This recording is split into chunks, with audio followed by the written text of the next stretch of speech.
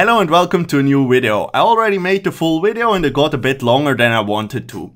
So I just invested like 1.5 hours of time to summarize the RuneScape or old school RuneScape reveal stream as good as possible. I also included the new dev blog they just made and released on the old school RuneScape homepage. You can't view the reveal stream back yet, I think, because Twitch only lets you view stuff that was finished.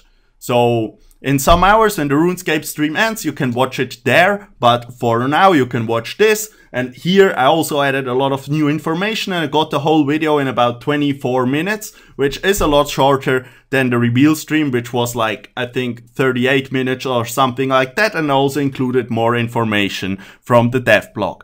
So first up, there was this record-breaking thing. What have we achieved in the last year? So there are over 400,000 concurrent members for old school RuneScape.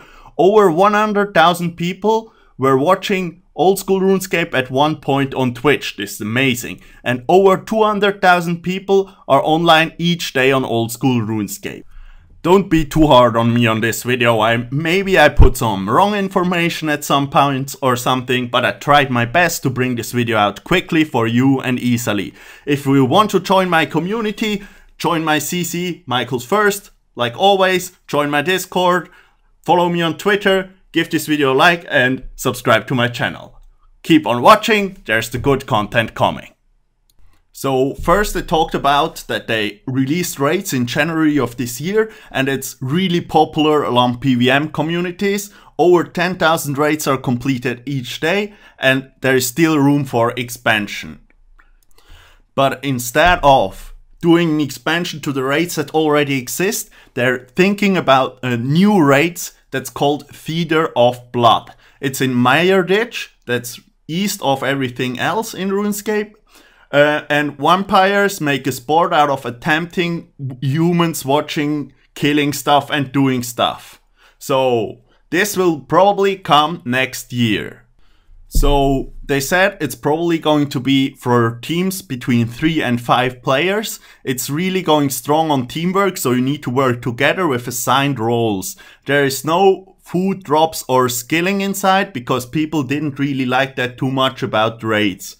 So it's linear, not randomized, so it will be not randomized, probably means it will be the same every time, but they didn't explicitly say that as far as I know. And it will have a challenging final boss, but you can get drops without killing that boss. But those drops probably will only cover the cost of your supplies.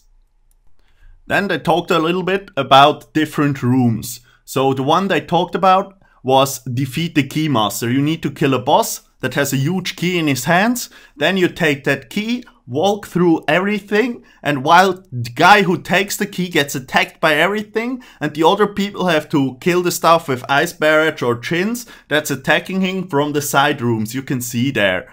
And the thing here is, if you're carrying the key, you're going really slow. You can only walk with it. We will talk about other items later on that might speed that up. So we are all interested in rewards of such thing because Raids 1 had amazing rewards. So they're thinking about new armor that is only really useful inside the Theater of Blood. Chris Archie said it's probably outside maybe as strong as Barrow's armor, but inside it will have cool benefits. Like if you're having the legs of a certain set of the new armor, you will carry the key with running speed or something like that, or you have more defensive bonuses against monsters there. It's not really decided, it's really a concept so far. Vials of Blood, they're thinking about being able to make new potions or old potions with new benefits, so lose some HP and gain some more other stuff was what they said. And they're also thinking about 3 new weapons charged with the power of blood runes. They haven't really decided on those 3 weapons, but I want a new magic KO special attack weapon, which is in my opinion something that's really missing in the game and could be really interesting. If you have any cool ideas, post them online on Reddit and get upvotes, and maybe it's going into the game with Raids 2. So the next big thing they talked about was the farming update. So farming at the moment is really only planting trees, fruit trees and herbs. Let's be honest, nobody does something else unless you're super low level and then you do some quests to skip that. So they want to expand unused patches, for example hops or normal allotment, do some high level stuff on there. So we have more variety for existing patches. Also a new highest level fruit tree called the dragon fruit tree. So the next thing they talked about is livestock for farming. So you can put small animals or eggs into a livestock or barns, and then you may make them grow, and then you can farm them either, or you can kill them and get the big rewards. So some example they posted, those would be probably relatively high level stuff, is small giant moles, small baby blue dragons, or snakelings. So from harvesting small giant moles, you would probably get roots, not sure of which trees, wasn't said explicitly, and mole skin and mole claws, which are basically nests. And then baby blue dragons, same thing. Blue dragon scales from harvesting, blue dragon hide and bones from killing them. Those would be high amounts from killing them, a lot more than killing the blue dragons. They didn't explicitly say how many, but they want to make it worth it. And I think this will be really nice, for example, for Iron Man. Those blue dragons, for example, free prayer experience for Iron Man, AFK prayer experience, to be honest, because you get the bones while you're offline. So will be a really nice thing to see how it comes along. And there will probably be a lot more than 3 things on there. There will be low level stuff as well. Probably you can put in cows and stuff. So the next thing they talked about was the farming guild. So they want to put it on SIA somewhere, and then there will be 3 sections. For 60 farming, you will get a second pen. The first one is in Lumbridge, then a cactus patch, a large compost bin, growable fightable demi-boss, bottomless compost, bucket and white lily seeds. They didn't explicitly say what that is. Then a Gaia patch. A Gaia patch influences all of RuneScape's patches. So different Gaia patches will do different stuff for all the other patches. For example, they're thinking about one where you always skip the first growing process of the plant. For example, you plant in your seeds for a small tree and it's already grows the first step, so that will save you a lot of time there and will make farming a bit faster. Not faster experience per hour, because planting the stuff will still take the same time, but less waiting. So a new allotment herb patch and a new tree patch. At 80 farming, you will also get a new fruit tree patch and a redwood patch. The redwood patch is a new one because we don't have that one right now. And also a new spirit tree patch. They were also talking about evil spirit trees in the wilderness, but not too explicitly what that means. All they were really saying was a way to use your spirit seeds you get from a lot more places nowadays than you got them back in the day. So the next thing they were talking about was the PvP rejuvenations. First up, they talked about PvP Championship, Wilderness Wars and Deadman. And for those, they said they still gain a lot of new players from those events on Twitch. And the prizes they give out, for example, $20,000 for every Deadman season, are still totally worth it for them, because they make more money from the new membership than they pay out there. Some people in the community say they spend too much money on that, but in fact they still get a lot more new players than they spend money on it. So then they talked about the rejuvenation of Bounty Hunter. Their idea for it was player bounties. So that's like Slayer for Bounty Hunter. So you go to the guy there in Edgeville, the one where you can turn in your emblems, and he gives you like a task. He says, kill someone with a dragon dagger. And he looks at your stats, so you don't get tasks that you can't do. Or he gives you a task like kill someone in a full barrow set. Or with someone, it means your target. Otherwise, it would be totally boostable. So it's only on your target. it gives, there will be a level system with a high score probably, and this will give you an incentive to stay. And there will be different rewards at different levels. They didn't really, the thing they said is something similar to the Castle Wars gold armor will be coming as well, which will probably be level 40 or 45 or level 70, they're not too sure. It won't be best in slot for anything really, but it will be really cool looking and it will show that you have done something or are good in PvP. And there will be incentives to stay. So if you're, example, you're nearly level 4, you want to do some more tasks, so you always have something new to do, because maybe it will be kill someone with a dragon halberd or something like that. And stuff like that will make Bounty Hunter a little bit more interesting. I'm not sure how this is coming along, since I can't really know how this will go, because if you get a task like kill someone with something shitty, it will be hard, and then I'm not sure how people like it. So, but we will see. Probably a cool concept. So next up, they talked about the wilderness rejuvenation. They want to do a big rejuvenation, and 2 things in there will be the Mage Arena 2 and the Revenant Caves. So for the Mage Arena 2, they're thinking about the new best in slot God Cape, because the God Capes are already 10 years old and it's super easy to get them. They're thinking about doubling the stats of it, so it will be 20 magic bonus. I'm not sure on that. Maybe they're making it 15 magic bonus and 2% magic strength. And to get it, you need to defeat 3 bosses that wander around the wilderness, and that you can there you get a tool where you can search them, and then it will say you it's northeast the next boss to kill, and if you kill all the 3 bosses you get the God Cape, and if you lose it you need to kill the 3 bosses again. So this will be much more challenging to do, and it will be dangerous because maybe you need some gear to kill them, and then you're risking that gear. And since they're wandering around, there will be no clans camping them because they're always changing location. So next up, they were talking about the Revenant Caves, an update everybody was hyped about because it was amazing back in 2011 and 2012. So they want to make it similar as the old one. They want to make it a variety of level monsters. So with Revenants, there was the small imp like combat level 10 up to the combat level 150, I think, which was the dragon, which was the strongest one. I'm not 100% sure anymore, but it was really cool.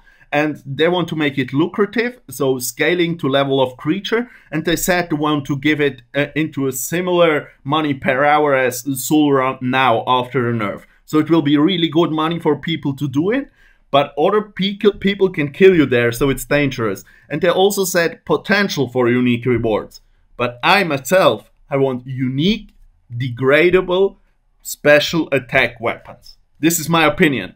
I want them because they were super cool, but I want different ones with unique, cool, new special attacks that degrade, so they will always stay pricey. They have to be good, but if they're super pricey, that's okay. So they can put a little bit of OP degradable weapons in there. Something like the Vessel's Longsword, in my opinion, isn't really OP. The cool thing was it always hits on spec. That's amazing, but the max hit with old school gear would be less than would be a 70 or a 71 with Infernal Cape. So something like this would be really cool in my opinion. But they're still not sure about the rewards. If you have any ideas about the rewards, you can place them on Reddit as well. So next up, they were talking about DSlayer2, because Dragon Slayer is a really cool quest and they want to make a Grandmaster quest following up to it. I'm not the biggest fan of quests, but I loved Dragon Slayer as a child. So, you will uncover the lost history of the dragon race, visit old and new location, and it will be the highest quest requirements yet. And there's some cool rewards.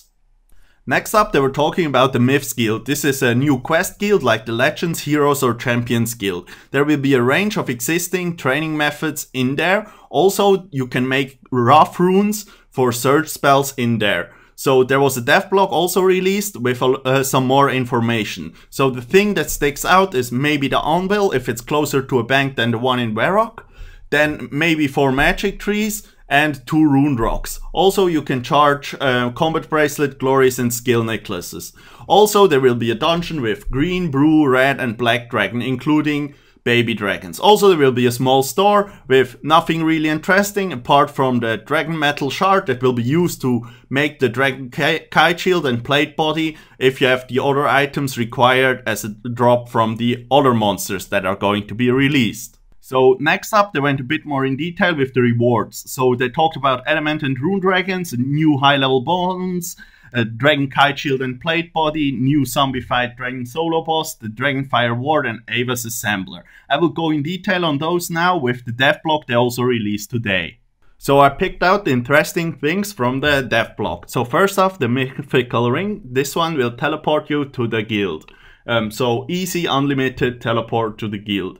Then superior anti-fire potions. Those give you complete fire protection, so you can kill dragons without using an anti-fire shield. This is really cool. They won't be good for training Herblore, and you can only do them after DSlayer2, but you can use them without doing the quest.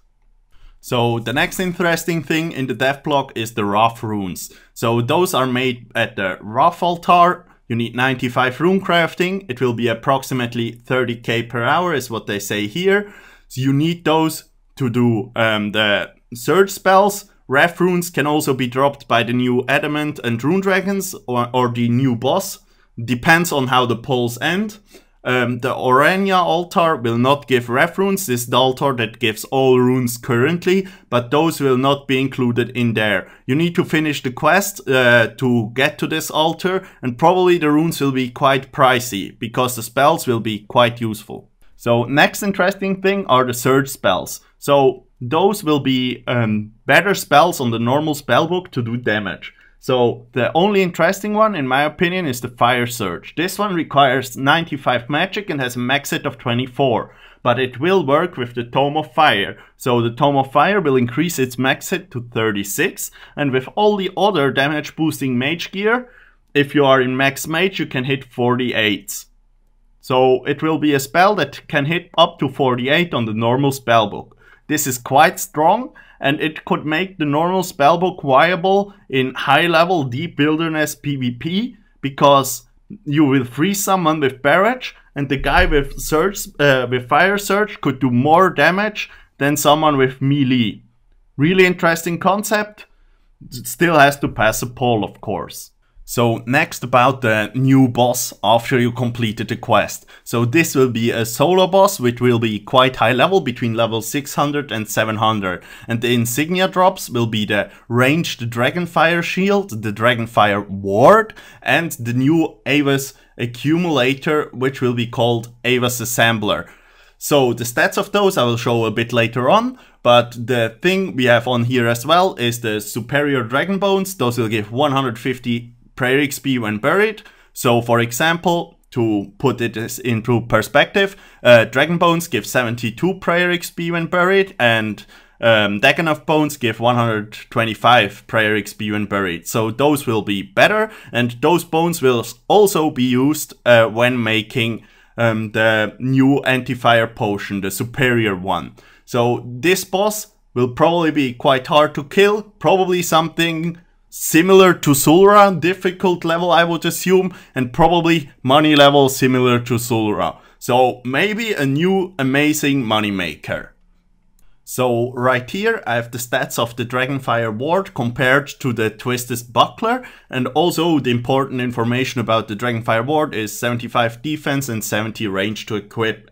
Also it will be dropped by the boss I explained earlier on. So if we compare the stats, we can see it has 3 less ranged accuracy than a Twisted Buckler, but it has 10 more ranged defense, and it is a little bit worse in all the other defensive stats. It also has a negative melee strength bonus. I don't really see where it's best in slot. Probably it will be a cheaper version of the Twisted Buckler long term. So the next drop from the boss is the Ava's Assembler, or to put it exactly, it's the Vortex head. You take it to Ava's, she builds you the new assembler. So the Vortex head and Ava's assembler are both untradeable, so you need to kill the boss to get it.